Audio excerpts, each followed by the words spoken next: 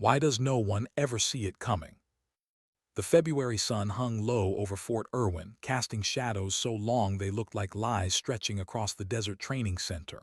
Eleanor Kincaid stood where she always stood, at the edge, close enough to participate, far enough to disappear.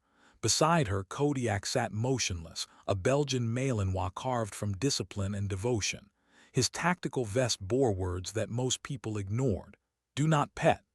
But it wasn't a suggestion, it was a warning. His ears rotated like radar dishes, tracking sounds most humans couldn't hear. The distant clank of flagpoles, the shuffle of dress shoes on gravel, the electronic whine of a PA system someone still couldn't figure out. But his body, stone, absolute, unmoving, except for those eyes that never stayed fixed on anything for more than 3 seconds. Elle pulled her baseball cap lower and checked her phone. A text from her sister Jessica glowed on the screen. "Emma's so excited you're coming, she made you a card." Elle hadn't replied, wasn't sure what to say. Yes, she'd come to the memorial. Yes, she'd see her niece perform in the youth choir between speeches. But the weight of being here, surrounded by uniforms and flags and that particular cadence of military voices calling across open ground, that weight sat heavier than she'd expected. 8 months since retirement. 8 months since they'd handed her medical discharge papers and a handshake from a 2-star admiral who'd looked at her shoulder and said something about sacrifice and service that she'd stopped hearing halfway through. All she could think about was whether they'd let her keep Kodiak. They let her keep him. That was something. The PA system crackled. A voice she didn't recognize began welcoming everyone to the 30th anniversary memorial for Operation Desert Storm. 30 years since American forces swept across Iraqi desert in what history books called a 100-hour ground war. 30 years since the world watched night vision footage of tracer fire over Baghdad and thought war looked like a video game. Elle had been 2 years old when Desert Storm kicked off. Too young to remember the yellow ribbons or victory parades, but old enough now, at 32, to understand what those ribbons meant to the people who tied them, to the families who waited, to the warriors who came home and spent 3 decades watching the Middle East spiral into newer, longer, bloodier conflicts that didn't have clean endings or 100-hour timelines. Her phone buzzed again. "Jessica, running late, save us seats." Elle typed back with one thumb. "Standing in back, find me after." She pocketed the phone and let her gaze drift across the assembled crowd. Maybe 400 people. Mix of active duty from the base, retirees in VFW jackets, civilians who'd driven from Barstow or beyond. Folding chairs arranged in neat rows facing a temporary stage where a draped monument waited to be unveiled. American flags snapping in the desert wind that never quite stopped blowing out here. But it was the security that made Kodiak's attention shift. 4 men standing near the vendor tables, not in uniform, not quite civilian either. That particular brand of tactical casual that contractors wore when they wanted to look professional but not military. Khaki cargo pants, fitted black polo shirts with embroidered logos she couldn't make out from this distance. Boots that cost more than most people's car payments. One of them was filming the crowd on his phone, sweeping slow pans like he was documenting the event, or scouting it. Kodiak's ears locked forward. 4 seconds. His breathing rate increased just slightly. Not a threat. Not yet. But something worth noting. Elle filed it away and returned her attention to the stage where a colonel she didn't know was delivering opening remarks about sacrifice and remembrance and bonds forged in combat that time could never break. Standard speech. She'd heard variations at a dozen ceremonies. Change a few details, swap Desert Storm for Kandahar or Fallujah or Mosul, and it was the same fundamental truth underneath. War changed people. Some came back whole. Some came back broken. Some didn't come back at all. The colonel's voice faded into background noise as Elle's mind drifted, unbidden, to Syria. Raqqa, 2020. The night that ended everything. She didn't want to think about it. Had spent 8 months actively not thinking about it. But standing here, surrounded by the architecture of military remembrance, the memories had their own gravity. Pulled her back whether she wanted to go or not. The compound had been dark. Intel said the ISIS cell operating out of the building had relocated 3 days prior, but protocol demanded verification. L's team drew the short straw. 6 operators, 2 K9 handlers in and out before sunrise. Kodiak alerted the moment they breached the exterior gate. Not his explosive detection alert. His modified behavioral alert that meant something's wrong, but I can't pinpoint what yet. She trusted him, held up a fist. The team froze. 30 seconds of silence while Kodiak worked the problem, quartering back and forth across the courtyard, noseworking at a level human comprehension couldn't touch. Then he sat. Hard, fast, the kind of sit that meant found it. The entry point everyone had been about to push through. Secondary IED pressure plate trigger. The kind of thing that would have turned the first 3 operators through that door into component parts scattered across 20 meters of blast radius. She'd made the call. I go, he stays. Sent Kodiak back to the team, approached the door herself because she was the handler. She was trained for this, and she couldn't send her K9 into a situation where a wrong step meant death. The IED hadn't been at the door.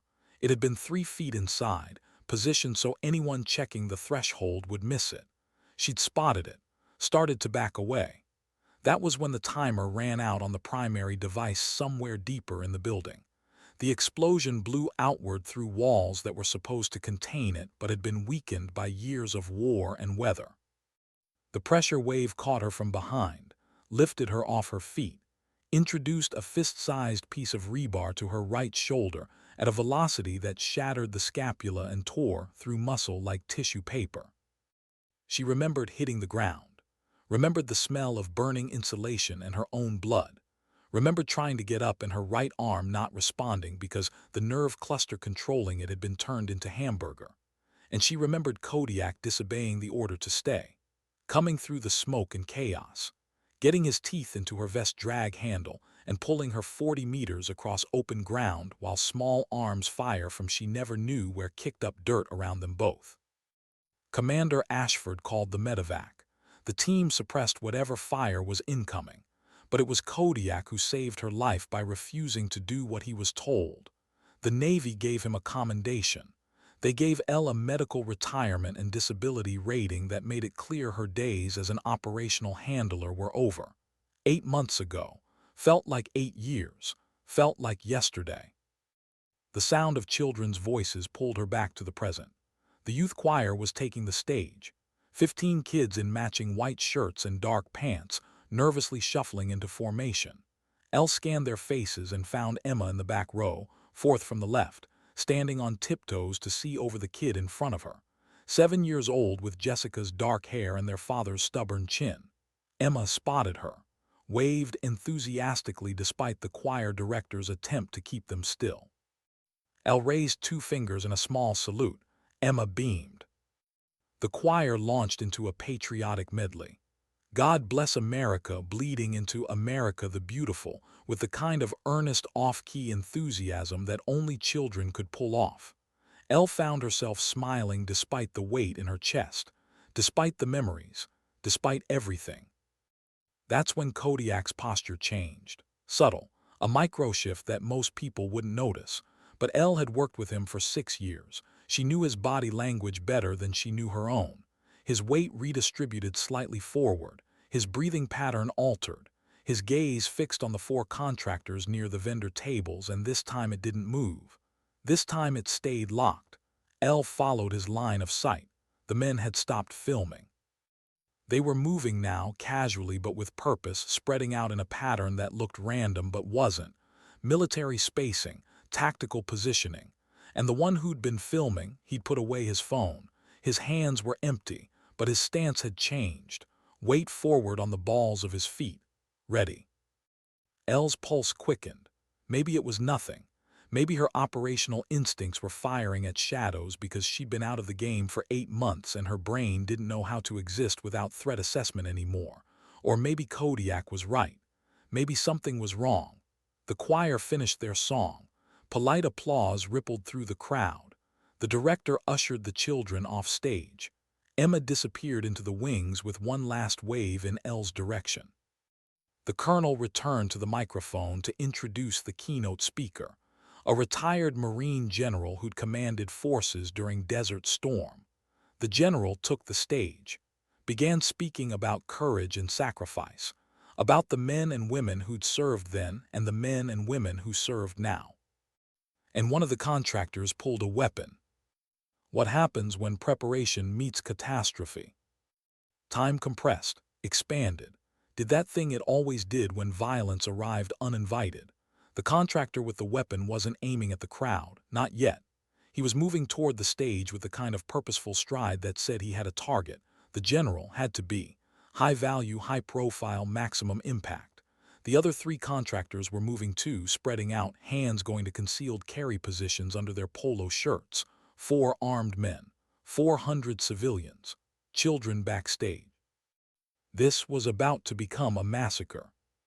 Elle's hand moved to her hip. Empty. Of course empty. She'd left her service weapon locked in the truck because this was a memorial service, not a combat zone, and she was retired, medically discharged, no longer authorized to carry on federal property without specific clearance. But Kodiak wasn't empty. Kodiak was 75 pounds of trained aggression sitting next to her, waiting for a command he'd been waiting 8 months to hear again. The first contractor was 10 feet from the stage stairs. The general was still speaking, oblivious. Security personnel were scattered throughout the crowd, but they were focused on perimeter threats, not internal ones. By the time they identified the danger and responded, it would be over. Elle had maybe 5 seconds to make a decision. She could shout, alert security, hope they reacted fast enough. But shouting would spook the contractors into immediate action, would guarantee civilian casualties, would put Emma and the other children directly in the line of fire. Or she could do what she'd been trained to do, what Kodiak had been trained to do, what they'd done together in 6 years of operational deployment across 3 continents and too many close calls to count. Elle's hand dropped to Kodiak's vest. One tap, battle ready, his body coiled like a spring, every muscle engaged, every sense sharpened to combat focus. The contractor reached the stage stairs, raised his weapon toward the general's back. Kodiak, Elle said, voice low and calm and absolutely certain. Apprehend, he launched. 75 pounds of Belgian Malinois moving at 35 miles per hour, covering 30 feet in less than 2 seconds. The contractor heard him coming, started to turn. Too slow. Kodiak hit him chest high with the kind of impact that would have made an NFL linebacker proud. The weapon discharged into the air as the contractor went down hard. Kodiak's jaws locked on his forearm with 600 pounds of bite pressure. The scream that came out of the contractor was primal, the kind of sound that cut through background noise and polite conversation and patriotic speeches like a knife. The crowd erupted, people shouting, running, chairs toppling. The general's security detail finally engaged, rushing the stage, surrounding their principal. The other 3 contractors were pulling weapons now, no longer pretending to be civilians. Elle was already moving, staying low, using the panicking crowd as cover. She had no weapon, no backup, no plan beyond getting to those children backstage before this situation deteriorated further. The second contractor spotted her, recognized the threat somehow. Maybe the way she moved. Maybe the fact that she was the only person running toward the danger instead of away from it. He swung his weapon in her direction. Elle dove behind a vendor table as the shot went wide, punching through a commemorative coin display and sending cheap metal scattering across the asphalt. She rolled, came up running, closing the distance because at close range his weapon was useless and her hands were not. She'd spent 6 years in hand-to-hand combat training, had been required to maintain proficiency even as a K-9 handler because situations went sideways and weapons jammed, and sometimes all you had was your body and the will to use it. The contractor was bigger, stronger, younger, but Elle had something he didn't. She had nothing left to lose. Her shoulder screamed as she drove into him, ignoring the pain that radiated down her arm. The medical discharge had been for nerve damage, not cowardice. She got inside his guard, drove an elbow into his solar plexus, felt the air leave his lungs in a rush. He doubled over. She brought her knee up into his face. Bone crunched, blood sprayed. He went down. She took his weapon, A Glock 19, 15 rounds, safety off. She'd used this exact model for years. Muscle memory took over, checked the chamber, loaded, good.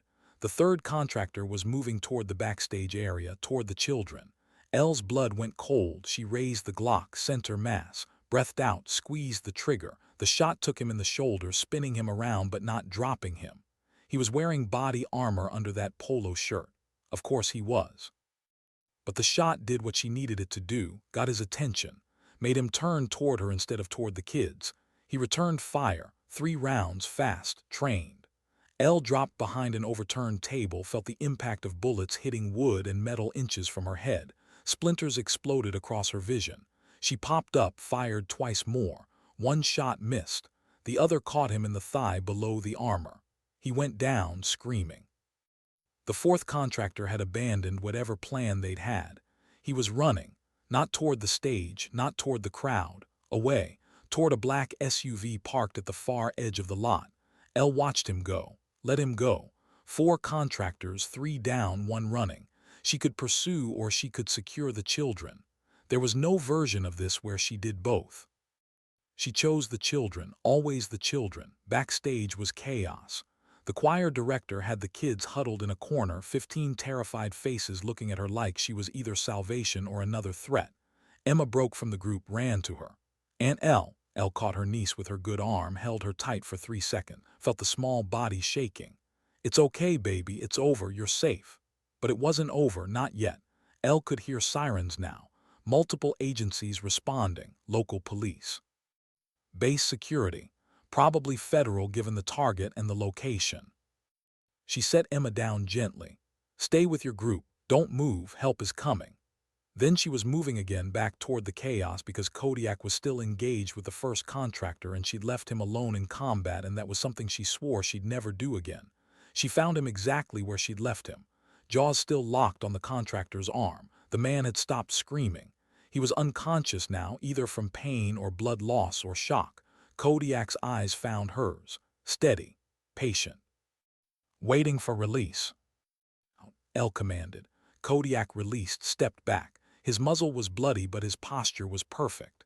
Combat ready, awaiting further instruction. Elle knelt beside him, ran her hand over his body, checking for injuries. He was fine, of course he was fine. He was always fine when it mattered. She wasn't. Her shoulder felt like someone had driven a railroad spike through it. The adrenaline was wearing off. The pain was waking up. She could feel blood soaking through her shirt. The old wound had torn open. Of course it had. Security reached them, base police with weapons drawn. "Ma'am, put down the weapon," Elle complied, set the Glock down carefully, raised her hands. Well, raised one hand, the other one wasn't cooperating. Eleanor Kincaid, retired Navy, SEAL K-9 handler. "These men attempted to assassinate General Morrison. I engaged. Kodiak engaged. Situation is secure." The lead officer looked at her, at Kodiak, at the 3 down contractors, at the weapon in her hand that wasn't hers. He made a decision. "Medic, get a medic over here." But Elle wasn't looking at him anymore. She was looking at the vendor table where the contractors had been standing before everything went sideways. At something she'd noticed but hadn't processed. A black duffel bag, abandoned, still sitting there. And Kodiak was staring at it too. His body language had shifted again. Back to the alert he'd given in Syria, the one that said something's wrong. Elle's stomach dropped. "Clear the area," she said, voice sharp. "That bag, clear the area now." The officer didn't argue. He'd seen enough combat to recognize certainty when he heard it. He started shouting orders. People moved, fast. The bomb disposal unit arrived 12 minutes later, confirmed what Kodiak already knew. 30 pounds of C4, remote detonator, enough explosive to level everything within a 100-meter radius, enough to kill everyone who'd come here to remember the dead. The contractor who'd run had the detonator in his vehicle. They found him 3 miles away. Found the device in his hand. Found the desperation in his eyes when they pulled him from the SUV and realized his plan had failed. Elle sat in the back of an ambulance while a medic worked on her shoulder. Kodiak sat beside her, still perfect, still waiting. Jessica appeared with Emma, both of them crying, both of them alive. "You saved her," Jessica said. "You saved all of them." Elle didn't know what to say to that. Didn't know if saving people from violence she couldn't have predicted counted as heroism or just duty. Didn't know if the nightmares that would come from this would be worth the lives that didn't end here. But Emma was hugging Kodiak, and Kodiak's tail was wagging, and maybe that was enough. Maybe that was all there ever was. The moments between catastrophe where love existed and children were safe and warriors got to rest. Commander Ashford arrived 30 minutes later, took one look at Elle, shook his head. "You're supposed to be retired." "I am retired." Retired people don't engage armed contractors with their bare hands and a K9. Kodiak did most of the work. Ashford almost smiled. "That dog is getting another commendation. He deserves it. So do you." But Elle wasn't listening anymore. She was watching Emma and Jessica and the other children being led to safety by people who'd remember this day for the rest of their lives. She was thinking about the general who'd lived because Kodiak moved fast and Elle moved faster.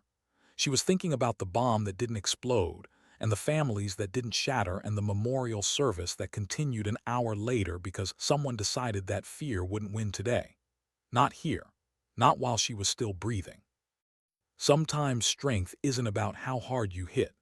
Sometimes it's about standing in the gap when everyone else runs. Sometimes it's about trusting the partner beside you to do the impossible when the impossible is all that's left. How do you rebuild when everything breaks? The FBI showed up 6 hours after the incident. Special Agent Marcus Chen, Counterterrorism Division, looking like he'd driven straight from Quantico without stopping for sleep or coffee or patience. He found Elle in the base infirmary where they'd finally convinced her to let them treat her shoulder properly. Kodiak was beside her bed, of course. They'd tried to make him wait outside. He'd made it clear that wasn't happening. Chen pulled up a chair, sat down without asking permission. Alina Kincaid. Retired SEAL K9 handler, Purple Heart, Bronze Star, medical discharge 8 months ago for injuries sustained in Raqqa. Elle didn't respond, just watched him with the kind of flat gaze that military personnel developed when dealing with federal agents who thought rank and badges meant something. "You took down 3 armed contractors and identified an IED with no equipment and no backup," Chen continued. "You want to tell me how a retired handler with a damaged shoulder managed that?" "Training," Elle said. "And Kodiak." Chen looked at the dog. Kodiak looked back. Neither blinked. "The contractors were professionals," Chen said. "Former military, multiple deployments, extensive combat experience. Their plan was sophisticated. Coordination, timing, backup explosives. This wasn't some radical cell throwing together a suicide vest. This was funded, organized, intentional. You know what that means?" Elle knew exactly what it meant. Someone wanted the general dead badly enough to invest serious resources. Chen nodded. General Morrison commanded forces that took down high-value targets across the Middle East for 3 decades. He's made enemies, powerful ones. These contractors work for a PMC called Ironclad Security. Ever heard of them? She had. Everyone in the SEAL community had. Ironclad Security was the kind of private military contractor that operated in the gray zones between legitimate defense work and outright criminal activity. Government contracts. Foreign operations. Plausible deniability. "They have Russian connections," Chen said. "Syrian connections. The kind of connections that make federal investigators very interested when their employees attempt assassinations on American soil." He leaned forward. "Here's what we know. The 4 contractors on site today were supposed to execute the general and detonate the device to cover their escape. Maximum casualties, maximum chaos, minimal trace. But you complicated that. You and Kodiak. Now we have 3 contractors in custody, 1 running scared, and enough evidence to crack Ironclad wide open." Elle's head was starting to hurt. The painkillers they'd given her were wearing off. "What do you want from me?" "I want you to help us finish this," Chen said. "The contractor who ran, Derek Vaughn, he's former SEAL Team 5. You served with him in 2019, Helmand Province. He knows you. He'll talk to you." Elle's stomach turned. Derek Vaughn, she remembered him, loud, arrogant. The kind of operator who thought aggression solved everything and rules were for people without the stomach for real work. He'd washed out of the teams 2 years ago after failing a psych eval, standard procedure. Most guys moved on, found contractor work, stayed in the community. Some guys apparently found ironclad. Why would he talk to me? Because you're the only one who can reach him. He's barricaded in a safe house outside Barstow. Won't negotiate with law enforcement. But he asked for you specifically. Said he'd only talk to the SEAL with the dog who took down his team. Elle closed her eyes. This wasn't her fight anymore. She was retired, medically discharged, done. But Emma's face flashed through her mind. The other children, the families who'd almost lost everything today because someone decided violence was the answer. She opened her eyes. I'll need Kodiak. Granted. I'll need tactical support, backup. And if this goes sideways, you pull me out immediately. Agreed. Chen stood, extended his hand. Elle shook it with her good arm. Felt the weight of responsibility settle back onto shoulders that had carried too much for too long. But some weights you didn't get to put down. Some weights were the price you paid for being the one who survived. The safe house was 30 miles outside Barstow, tucked into the desert hills where people went to disappear. Elle rode in an FBI tactical van with Chen and a 4-person team. Kodiak sat beside her, wearing his tactical vest again. He'd been off duty for 8 months. Now he was back, and he looked like he'd never left. They parked a quarter-mile out, approached on foot. The house was single-story, rundown, surrounded by chain-link fence and dying scrub brush. One vehicle in the driveway. Black SUV with Nevada plates, curtains drawn, no movement visible. Chen handed Elle a radio. We have snipers in position, SWAT ready to breach on your word, but you're the primary negotiator. Get him talking, get him out, we'll handle the rest. Elle nodded, walked to the front gate with Kodiak at her side. The sun was setting now, painting the desert in reds and golds that looked too beautiful for this moment. She keyed the radio. Derek, it's El Kincaid, I'm here, just me and Kodiak. No weapons. You wanted to talk, let's talk. Silence, 30 seconds, a minute. Then the front door cracked open. Derek Vaughn stood in the doorway. He looked older than she remembered, harder, like the years since the teams had carved something out of him and replaced it with something bitter. Elle, still got the dog. Still got the dog. Heard he saved your life in Raqqa. Heard you tried to kill a general in Barstow. Derek laughed, hollow, empty. Not my call, orders. You know how it works. I know orders don't include civilian casualties. Collateral damage, part of the game. I felt anger rising, pushed it down. Negotiation required calm, required empathy even when every instinct screamed for justice. Derek, this doesn't have to end badly. Come out, talk to the FBI, tell them who gave the orders. You're a SEAL, act like one. I'm not a SEAL anymore, he said, voice flat, dead. They took that from me. Psych eval said I was unstable, unfit. You know what that's like, having your identity stripped because some doctor decided you didn't fit their criteria. Elle did know.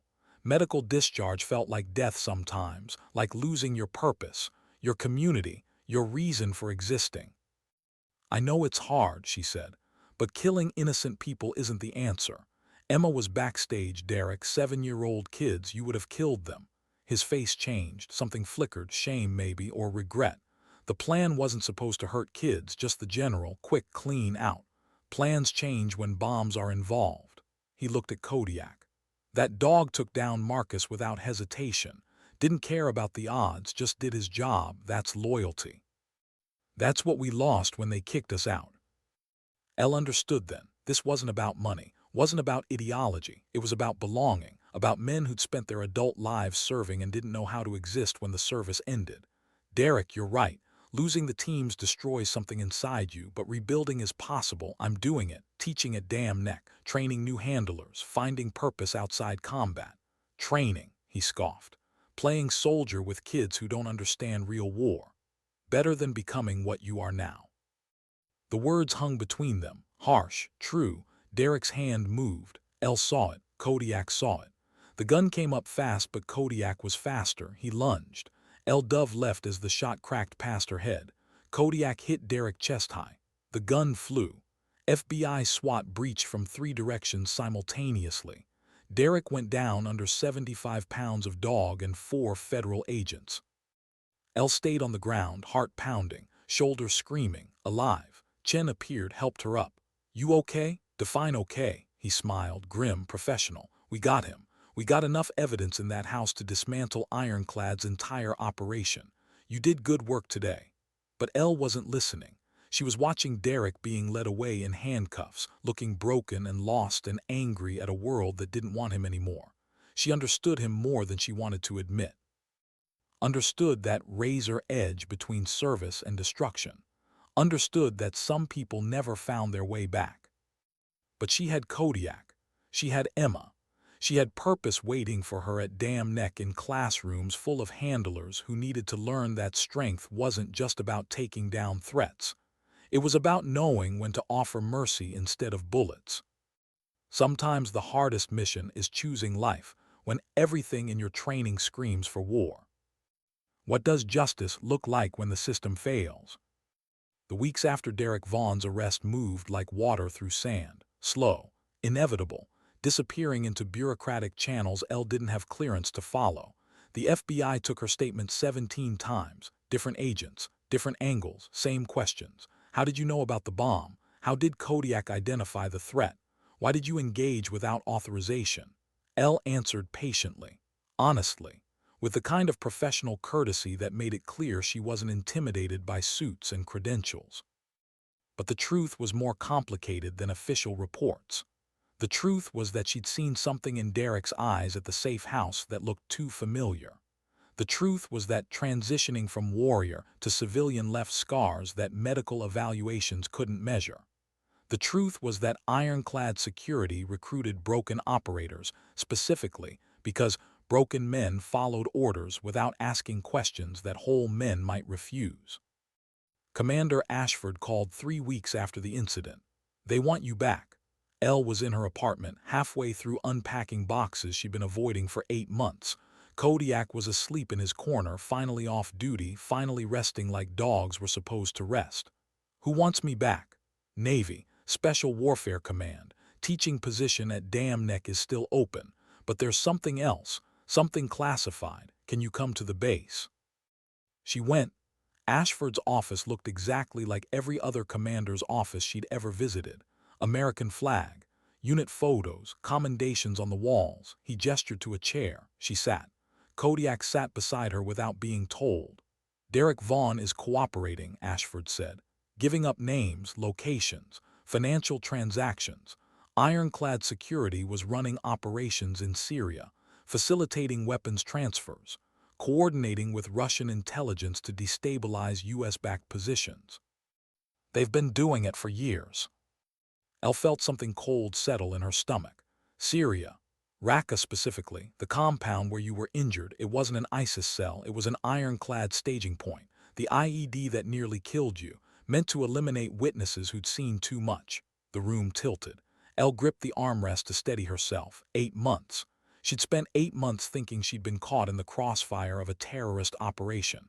But it hadn't been random. It had been targeted, deliberate. They knew we were coming. Ashford nodded. Operational intelligence was compromised. Someone leaked your team's insertion plan to Ironclad. They set the trap. You survived because Kodiak identified the threat before you entered the kill zone, but they didn't account for the secondary explosive detonating early. That was their mistake. Elle's mind raced. Leaks, compromised intelligence, contractors with government access. Who gave them our position? That's what we need you to help us find out. Derek claims his handler, a man named Marcus Doyle, had connections inside Naval Special Warfare Command. Someone feeding him information. Someone still active. The implications crashed over her like a wave, a mole, inside the community, selling out operators to the highest bidder. How many missions had been compromised? How many teams put at risk? How many warriors came home in boxes because someone decided money mattered more than loyalty? What do you need from me? Derek will only meet with you.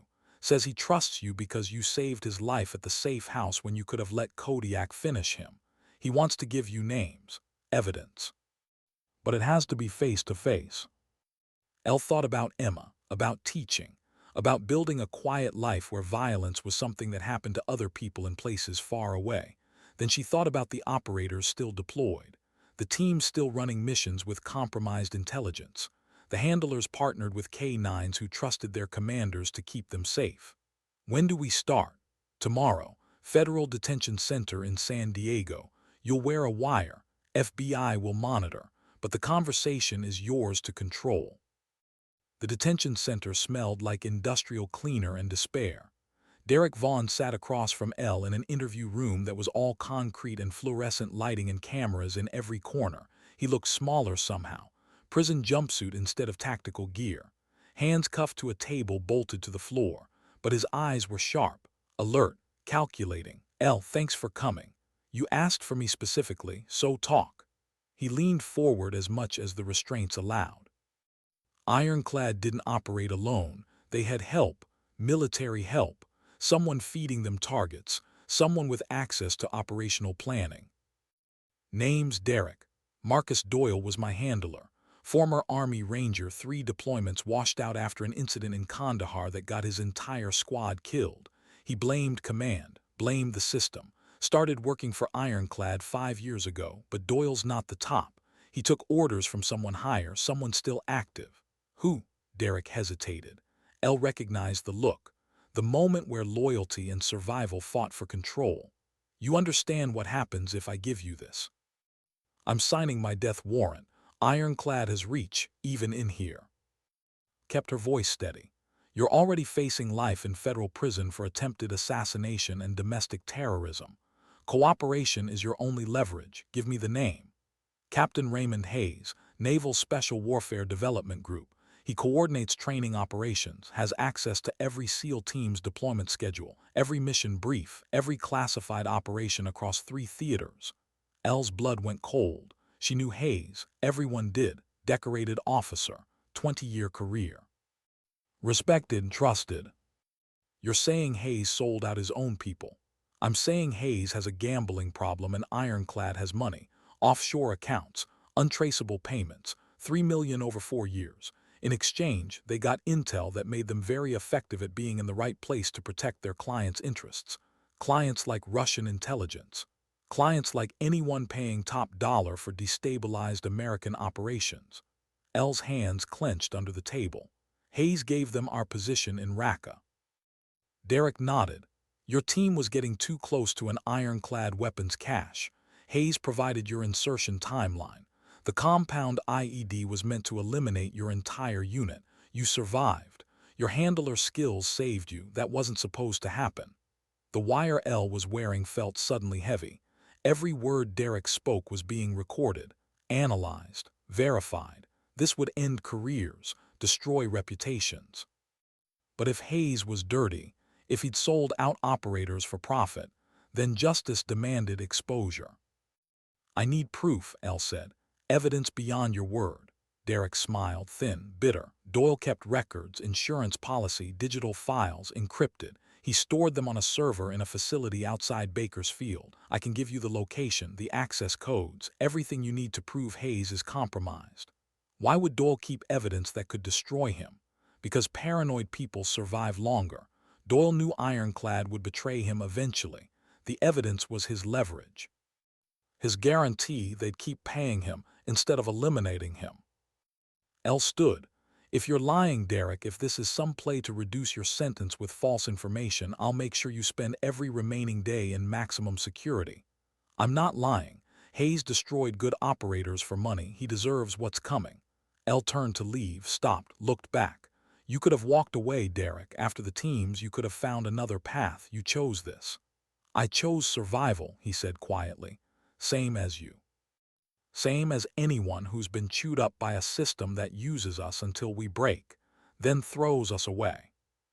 She didn't respond, left him sitting there in his concrete cell with his justifications and his broken pride. But his words followed her, echoed in the spaces between her thoughts where truth lived uncomfortable and unresolved.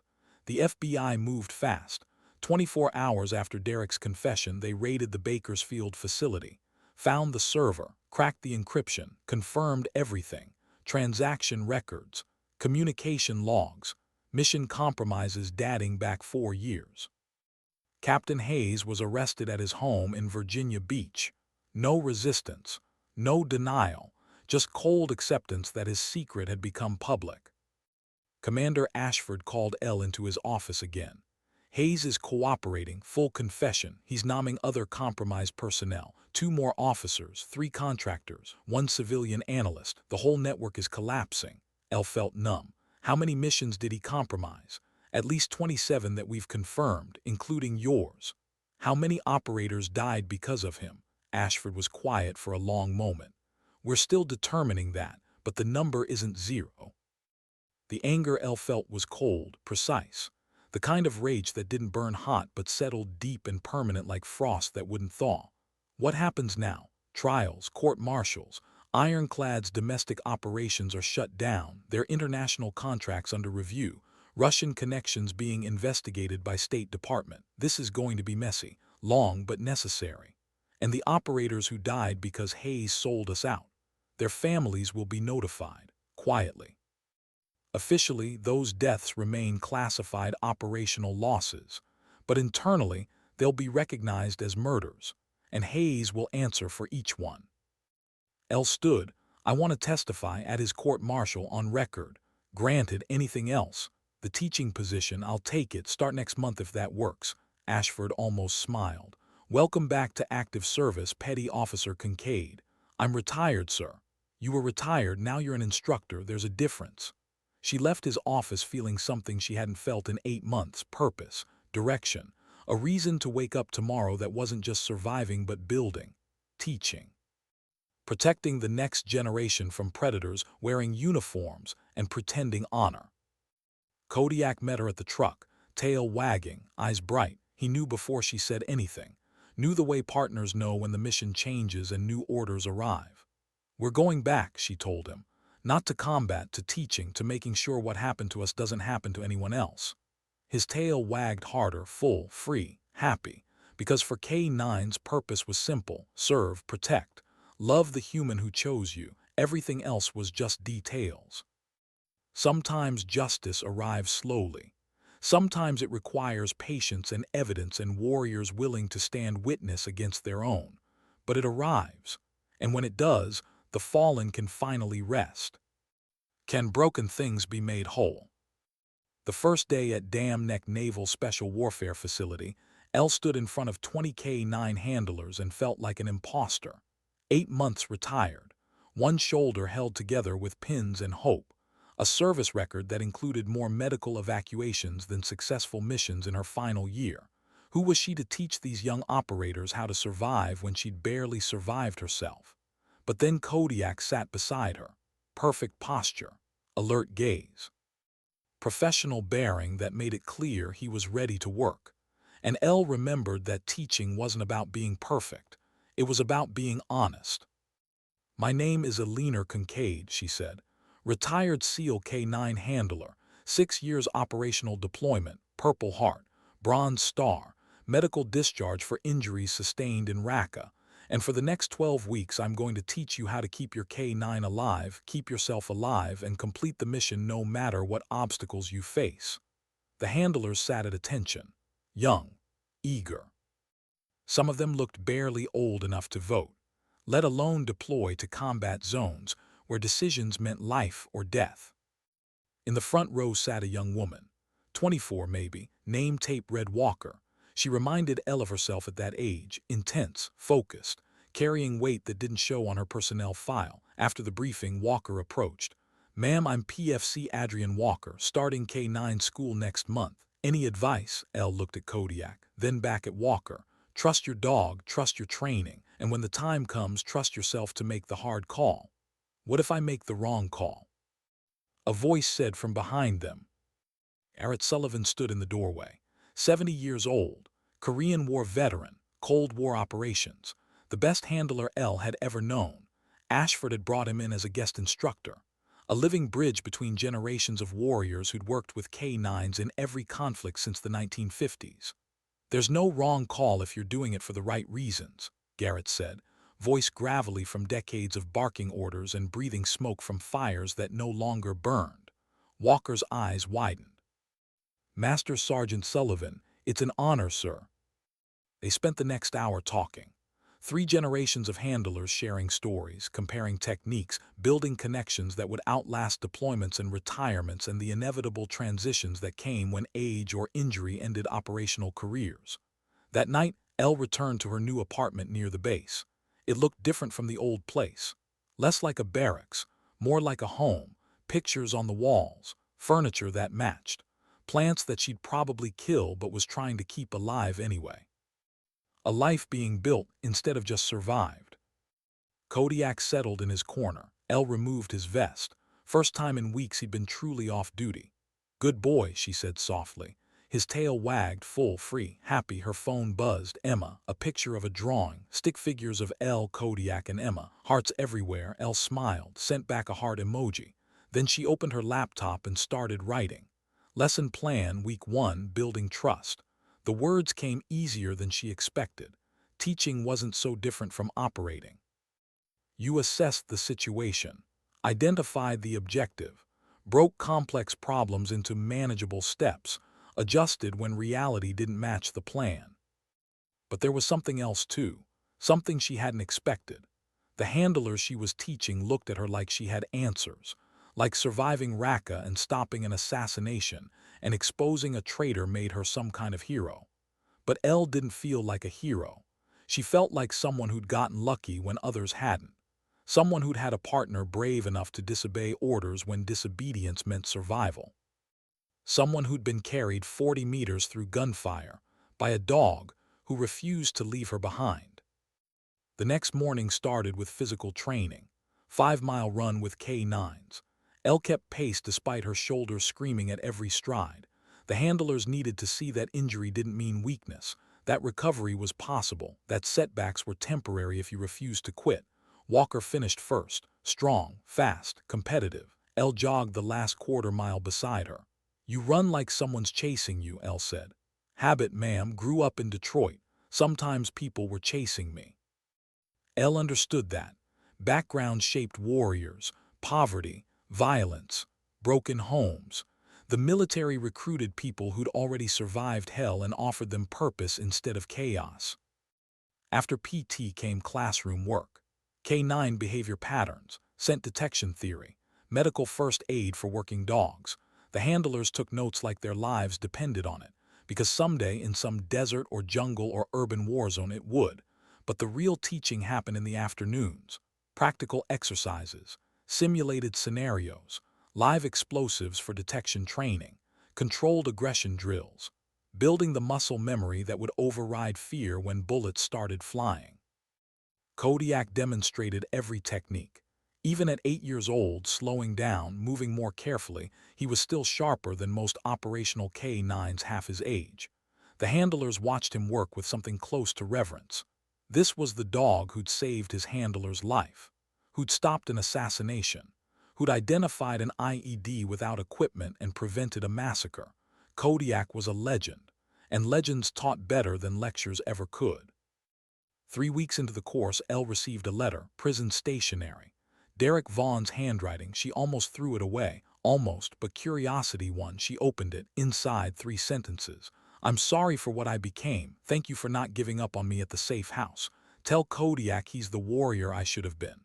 Elle folded the letter, filed it away, didn't respond. Derek's redemption wasn't her responsibility, but his words stayed with her. Echoed in quiet moments when she wondered if broken people could ever fully heal, or if the best anyone could hope for was learning to function despite the cracks. 4 weeks into the course, Captain Hayes's court-martial concluded. Guilty on all counts, dishonorably discharged, 30 years federal prison. Elle attended the sentencing, sat in the back of the courtroom, watched Hayes in his dress uniform with the insignia removed standing before a panel of officers who'd once called him colleague and now called him traitor. When the judge asked if he had anything to say, Hayes looked directly at Elle. "I failed the warriors I was supposed to protect. No sentence will change that, but I want Petty Officer Kincaid to know that her testimony made accountability possible. That matters." Elle left the courtroom feeling hollow. Justice was necessary, but it didn't bring back the operators who died because Hayes chose money over honor. It didn't undo the compromised missions. It didn't heal the families who'd lost sons and daughters and partners to explosions that could have been avoided if one man had chosen differently. Sometimes winning still felt like losing. That night Garrett found her in the training facility. Elle was running Kodiak through detection drills even though it was past midnight and she should have been sleeping. "Can't shut your brain off?" Garrett asked. "Something like that." He sat on an equipment crate, watched Kodiak work. "I was there when they court-martialed the officer who got my partner killed. Korea, 1951, artillery bombardment. We'd warned command about enemy positions. Officer ignored the intelligence. Sent us anyway. My K9, a German shepherd named Duke, took shrapnel saving 3 other handlers. Died in my arms." Elle stopped, listened. The officer got a slap on the wrist, transferred stateside, retired with full honors. I wanted justice, wanted him to suffer the way I suffered, wanted the system to acknowledge that Duke's life mattered. Did they? No, they thanked me for my service and moved on. Took me 40 years to understand that justice isn't always public. Sometimes it's private. Sometimes it's choosing to train the next generation so what happened to you doesn't happen to them. Elle looked at Kodiak. "You think teaching is enough? I think teaching is everything. Every handler we train who survives because we taught them better skills, that's justice. Every K9 who comes home because their handler trusted their alerts, that's justice. Every mission that succeeds because operators knew to value their partner's instincts, that's justice." Garrett stood, headed for the door, stopped. Hayes got what he deserved, but you don't fix a broken system by celebrating one conviction. You fix it by building better operators, one class at a time. He left. Elle stayed, ran Kodiak through drills until exhaustion forced her to stop. Then she sat on the floor of the training bay with her partner beside her and cried for the first time since Raqqa, cried for Duke, for the operators Hayes betrayed, for Derek and the path he chose, for herself and the career that ended in smoke and pain. Kodiak pressed against her side. Didn't understand tears but understood comfort, understood that sometimes warriors needed to break before they could rebuild. 10 weeks into the course, the handlers deployed for their final exercise. 48 hours in the field, simulated combat zone, live explosives, armed aggressors, full tactical gear, everything they'd learned tested under pressure. Elle and Garrett observed from command. Watch the handlers work their K9s through scenarios designed to break concentration and reward adaptability. Walker's team found the IED in the abandoned building, trusted her K9's alert, adjusted the approach, completed the mission without casualties. When they returned to base, exhausted and triumphant, Elle met them at the debriefing. "You did good work out there, every one of you. You trusted your training, trusted your partners, and you came home alive. That's what matters, not the awards or recognition. The fact that you're standing here ready for the next mission." The handlers stood straighter, proud, ready. "One more thing," Elle said. "The bond between handler and K9 is sacred. You'll deploy together, suffer together. Sometimes you'll save each other's lives. Honor that bond. Protect it. Because in the field, when everything goes wrong and you're alone in the dark, your K9 is the one certainty you'll have. Don't ever forget that." Graduation day, 20 handlers received their certifications. 20 K9s sat beside their partners, ready for deployment. Elle shook each handler's hand, wished them luck, told them to come back alive. Garrett gave a speech about legacy and honor and the proud tradition they were joining. Commander Ashford handed out commendations. But the moment Elle remembered most was Walker approaching after the ceremony. "Ma'am, thank you for everything, for being honest about the hard parts, for showing us that strength isn't about never getting hurt. It's about getting back up." Elle didn't know what to say, settled for simple truth. "You're going to face things I can't prepare you for, situations where there's no right answer. When that happens, trust yourself. You're stronger than you know." Walker saluted. Elle returned it, watched her walk away with her K9, a Belgian Malinois named Ranger, ready to face whatever came next. That night Elle returned home, exhausted, satisfied. Kodiak settled in his corner without his vest, fully retired now. His last class graduated. His teaching days done, he'd earned the rest. Elle's phone buzzed, text from Jessica. "Emma wants to know when you're coming for dinner. She made you another card." Elle smiled, typed back. This weekend, tell her I'll bring Kodiak. She closed her laptop, turned off the lights, lay down on her couch with Kodiak's weight pressed against her legs. Outside, Virginia night was warm, full of promise, full of possibility. And for the first time since Raqqa, Elle felt like she might actually figure out how to live in this world, not as an operator. As a teacher, a mentor, an aunt, a partner to a dog who'd saved her life more times than she could count. The future wasn't certain, but it was hers, and that was enough. Sometimes healing isn't about erasing scars. It's about building something new from broken pieces. Sometimes home isn't a place. It's the people who refuse to give up on you. Sometimes the greatest victory is choosing to keep fighting when surrender looks easier. Sometimes dignity doesn't speak, it simply acts. The call came at 3 in the morning. Elle was awake anyway. Insomnia had become familiar company since Raqqa. She answered before the second ring. "Kincaid," Commander Ashford's voice cut through the pre-dawn darkness. "We have a situation. How fast can you get to Dam Neck?" 20 minutes later, Elle walked into a briefing room that shouldn't have been occupied at this hour. Ashford stood beside a projection screen showing satellite imagery of a compound she didn't recognize. Two other officers sat at the conference table. Both looked like they'd been pulled from sleep just like her. 3 hours ago, Ashford began, a SEAL team conducting reconnaissance in northern Syria identified a chemical weapons facility operating outside Damascus. Intelligence suggests Russian contractors are facilitating weapons transfers to proxy forces. Same contractors connected to ironclad security. Elle's stomach tightened. "You need a K-9 team for verification." "We need your team specifically. The compound layout matches the one from Raqqa. Same architecture, same trap patterns. Command believes whoever designed your ambush designed this facility's security." The room felt suddenly smaller. "You want me to deploy?" "I want you to consult. We have a K-9 team on standby, fresh graduates from your last class. Walker and Ranger, they're good, but they're inexperienced. This operation requires expertise they don't have yet." "So send me." Ashford shook his head. "You're not cleared for active deployment. Medical discharge stands, but Walker requested you as tactical advisor. She trusts your judgment. The team trusts your judgment. And frankly, so do I." Elle looked at the satellite imagery, studied the compound, identified the probable entry points, the defensive positions, the places where IEDs would be most effective. Her brain still worked in tactical patterns even 8 months removed from combat. "When does the team deploy?" 18 hours. You'll brief Walker, provide strategic assessment, then you step back and let her do the work. And if the operation goes sideways, then we adapt, same as always.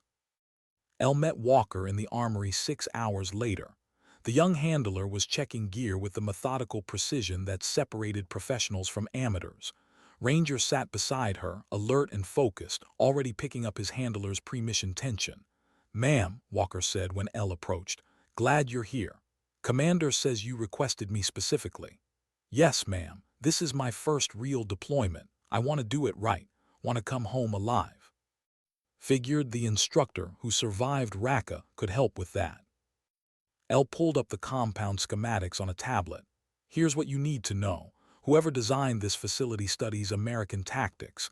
They know how SEAL teams operate. They'll anticipate standard entry points and prepare accordingly." She traced routes on the screen. "Your best approach is here, northeast corner, less obvious, higher terrain. Ranger will need to work uphill, but you'll have visual advantage." Walker studied the map, asked intelligent questions, absorbed information like her life depended on it, because it did. "One more thing," Elle said. "Trust Ranger's alerts, even if they don't make immediate sense, even if they contradict your training. Your K-9 processes information you can't see. His nose is better than any technology we have. If he says something's wrong, believe him." Walker nodded. "Like you believed Kodiak in Raqqa." "Exactly like that. He saved my life because I trusted him enough to stop when every instinct said push forward. You'll face the same choice. Make the right one." The team deployed that night. Elle watched from the operations center, monitoring communications, tracking GPS coordinates, feeling helpless in the way that only happens when people you care about face danger and you can't intervene. The insertion went smoothly. Walker's team approached the compound using the route L suggested. Ranger worked the perimeter, checking for explosives, environmental threats, anything that might compromise the mission. Then his alert changed. L recognized it immediately through the video feed. The same modified behavioral signal Kodiak had given in Raqqa. Something's wrong, but I can't pinpoint what yet. Walker, hold position, L said into the comms. Rangers detected something. The team leader's voice came back. We have authorization to proceed. Intel shows facility is abandoned. Intel was wrong in Raqqa too, L said. Give Ranger time to work the problem. 30 seconds of silence. Ranger quartering back and forth, processing scent molecules, building threat assessment. Then he sat, hard, fast, found it. IED, Walker reported. Pressure plate, right where we would have established entry point. The team adjusted, used alternative access, cleared the compound room by room, found exactly what intelligence predicted. Chemical weapons stockpiles, Russian documentation, evidence of transfers to proxy forces. Everything they needed to justify international intervention. But it was what they found in the facility's operations center that changed everything. Digital records, communications, financial transactions, proof that Ironclad Security's network extended beyond Hayes and Doyle, proof of systematic intelligence compromise spanning 5 years and 3 continents. We need extraction, the team leader said. This is bigger than chemical weapons. This is evidence of a conspiracy. L coordinated with Ashford. Medevac birds scrambled. Extraction team deployed. Walker's unit secured the facility until backup arrived. No casualties. No compromises. Clean operation start to finish. When they returned to Dam Neck 30 hours later, Walker found L in the operations center. We did it, ma'am. Everything you taught us. Trust the K9. Trust the training. Trust yourself. It worked. Elle felt something release in her chest. Pride, maybe. Or relief that the next generation was ready. You did the work, Walker. I just pointed you in the right direction. That's all any good instructor does. The evidence Walker's team recovered led to the largest counterintelligence operation in special warfare history. 17 compromised personnel across 4 branches of military. 12 foreign contractors arrested. 3 allied governments implicated. Ironclad Security dissolved completely. Assets seized. Leadership facing international charges. The chemical weapons facility dismantled under UN supervision. Russian diplomatic expulsions from 23 countries. Syrian officials arrested and transferred to The Hague for war crimes trials. Commander Ashford called it the kind of outcome that justified every risk. Elle called it closure. 2 weeks after Walker's deployment, Elle drove to Jessica's house unannounced. Emma ran out screaming, "Aunt Elle, Kodiak." Elle knelt down, hugged her niece tight. "Hey, baby, sorry I was busy." Jessica stood in the doorway, arms crossed. "Busy saving the world again." Something like that. "You going to tell me what happened?" Elle looked at Emma, then back at Jessica. "Someday, when she's older, when it's declassified, for now just know it's over. No more threats, no more hiding, just family." Jessica's eyes watered. "You promise?" "I promise." Emma tugged Elle's hand. "Can I visit you at your job? Base family day next month, you and Mom both." Emma hugged Kodiak. "Did you hear that? We get to see where you live now." Kodiak's tail wagged. "Full, free, safe." 4 months later, Elle stood in front of a new class of K9 handlers. 20 young operators eager to learn, hungry for knowledge that would keep them alive. Kodiak sat beside her, moving slower now, but still sharp, still professional. "My name is Alina Kincaid," she said. "And for the next 12 weeks, I'm going to teach you how to keep your K9 alive, keep yourself alive, and complete the mission no matter what obstacles you face." In the front row sat a young handler who reminded Elle of herself at that age. After the briefing, she approached. "Ma'am, I'm starting K9 school next month. Any advice?" Elle looked at Kodiak, then back at the handler. "Trust your dog, trust your training, and when the time comes, trust yourself to make the hard call." "What if I make the wrong call?" Garrett's voice answered from the back of the room. "There's no wrong call if you're doing it for the right reasons." They spent the next hour talking, sharing stories, building bridges between generations. That night Elle returned to her apartment. It looked less like a barracks now, more like a home, pictures on the walls, furniture that matched, plants she was actually keeping alive, a life being built instead of just survived. Kodiak settled in his corner. Elle removed his vest. First time in weeks he'd been truly off duty. "Good boy," she said softly. His tail wagged, full, free, happy. Her phone buzzed. Emma, picture of a drawing, stick figures of Elle, Kodiak, and Emma, hearts everywhere. Elle smiled, sent back a heart emoji. Garrett had sent a card last week. "Heard you took the teaching job, proud of you." She'd framed it, hung it above her desk. Then she opened her laptop, started writing. Lesson plan, week 1, building trust. Outside, the Virginia night was warm, full of promise, full of possibility. And for the first time since retirement, Elle felt like she might actually figure out how to live in this world. Not alone, not isolated, but connected, teaching, building something that would outlast her.